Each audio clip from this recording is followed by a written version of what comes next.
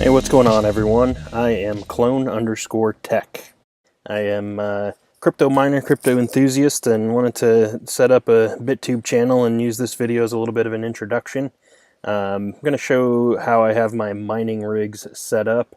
Certainly not an expert, so this is not meant to be the answer key on how to do it, but throwing out what I've done that I think is working well in the hopes that someone might see this and share some ideas on how to make it work better or more efficiently.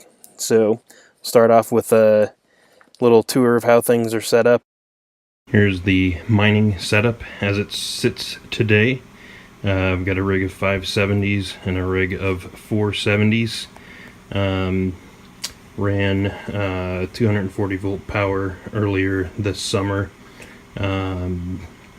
This PDU back here is kind of my favorite part of the whole thing, where you can at any given moment tell by a glance at the number 5 is good, 3 or 1 is bad.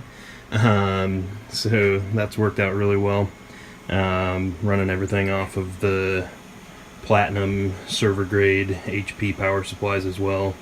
Those are awesome. I'm a sysadmin by day, so plugging things in here that I know is designed to run 24/7 for years and years is a good thing, and the efficiency on them is pretty remarkable as well. So those worked out really well. Highly recommend that. But yeah, pretty standard setup throughout the rest, other than this guy over here, which is an old HP computer that basically was a Plex server for a number of years, recording kids shows from over-the-air broadcasts, and got repurposed into a miner last fall. So the general setup, once I zoom out here, is about as unelegant as it gets. You have storage shelves with suitcases above, you have dog run down below, but I kind of like the way things are set up here. Gigantic thermometer, and the webcam sits behind me, so that pretty much at any point as I was building this out and wanted to monitor things closely, I could check in from work and see if my garage was at a good temperature or not so much. But I've got some foam insulation Home Depot stuff going there, so we've got kind of an incline with a back to front airflow, so that hopefully we're pushing the air out into the center of the garage and keeping things cool. That's worked out well. Obviously I'm not an HVAC technician, so can't say for certain that that's the best way, and I know I don't have a great intake for the big fans in the back there, but it seems to work out pretty well to push air from the back to the front and keep things running cool there.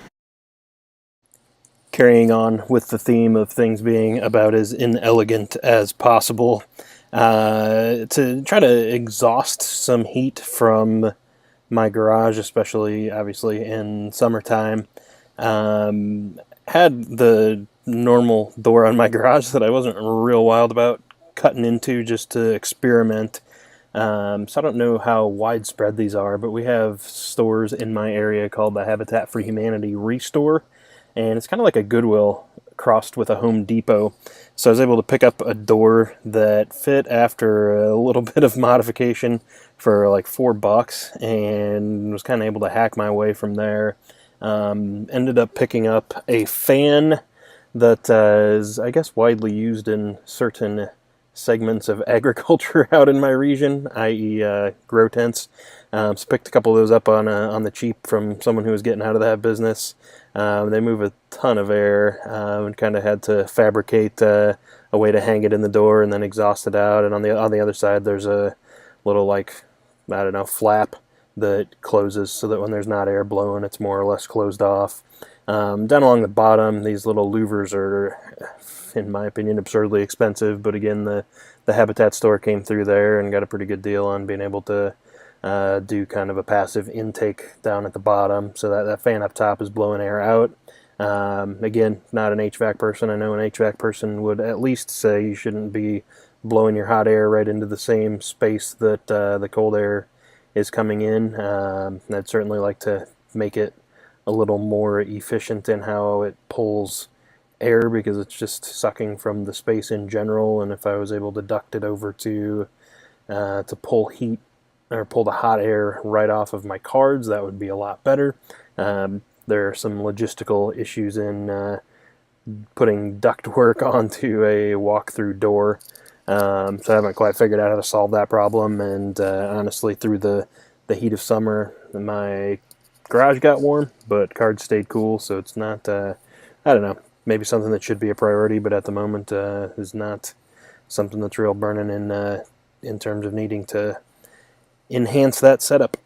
So that's the tour. If I had to sum it up into my two favorite things, or two things that I think are the most important that I've done in there, I would say that just trying to move a lot of air across the cards has helped a ton in keeping things cool.